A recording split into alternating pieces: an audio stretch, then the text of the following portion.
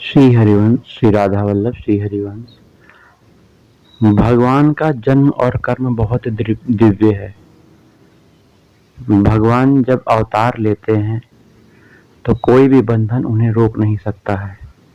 कंस ने कितनी कारागार में, कठोर कारागार में भगवान के माता पिता को बांध के रखा था। उस कारागार में ही भगवान प्रकट हुए और भगवान ने सभी सैनिकों को सोता कर दिया, सभी बीड़ियों को खोल दिया और स्वयं को उस कारागार से मुक्त करते हुए भगवान नंदालय आ गए। नंद भवन में यशोदा माँ की गोद में वह खेलने लगे, वह मुस्कुराने लगे, अपना बचपन बिताने लगे। भगवान प्रेम के भूखे हैं, भाव के भूखे हैं।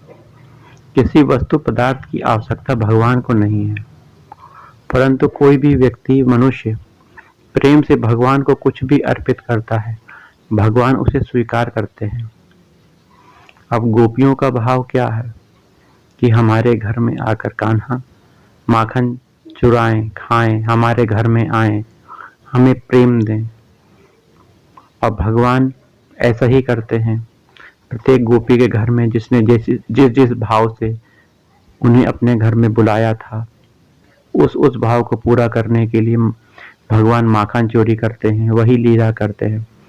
भगवान और आनंद देने के लिए अच्छी अच्छी लीलाएं भी कर देते हैं, जैसे पेशाब कर देना, यह भी भगवान कर देते हैं। बर्तन फोड़ देना, यह भी कर देते हैं।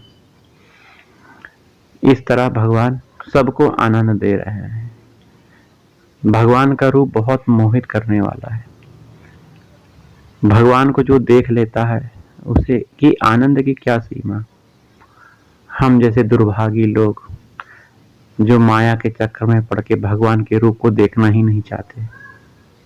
यहाँ तो वो संत महात्मा बहुत ही खुशहाल जीवन जी रहे हैं, आनंदमय जीवन जी रहे हैं, जो नित्य भगवान का ही चिंतन करते हैं, रूप का चिंतन करते हैं, उनके रूप माधुर्य में डूबे रहते हैं, उनकी नाम माधुर्य में डूबे रहते हैं।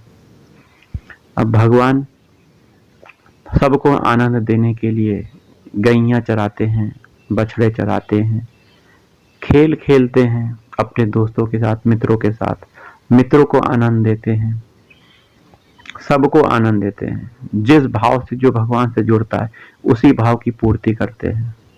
जैसे भगवान को मारने के लिए लोग हिंसात्मक भाव से, क्रोध भाव से भगवान से जुड़ रहे हैं और भगवान को याद कर रहे हैं, भगवान भी उन्हें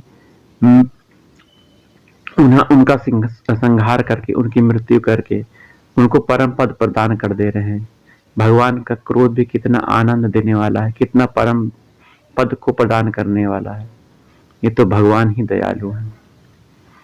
भगवान सबसे बहुत प्रेम करते हैं, किसी से द्वेष नहीं करते, सबका हित ही करते हैं। आपको लगेगा कि वह क्रोध कर रहे हैं, लेकिन क्रोध में भी उनका बहुत बड़ा प्यार छुपा हुआ है,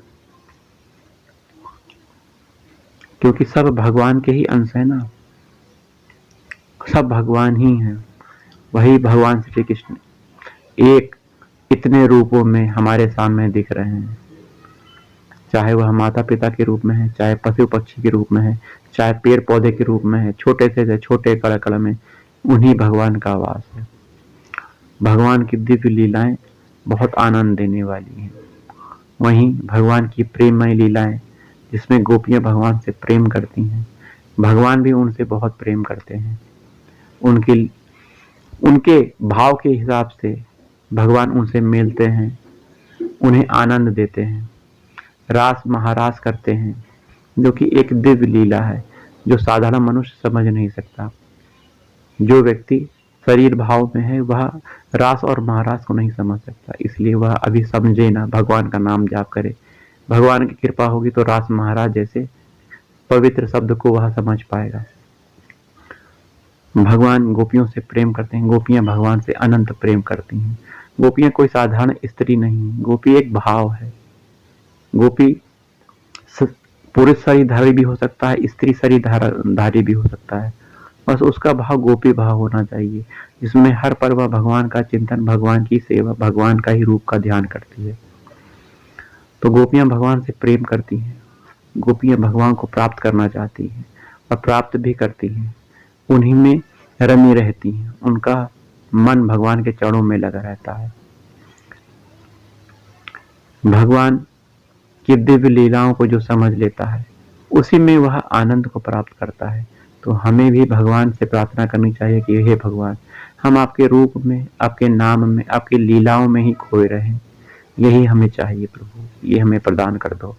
तो भगवान की अहेतु की कृपा होगी तो ये आपको मिलेगा। जय राधा वल्लभ श्री हरिवंश।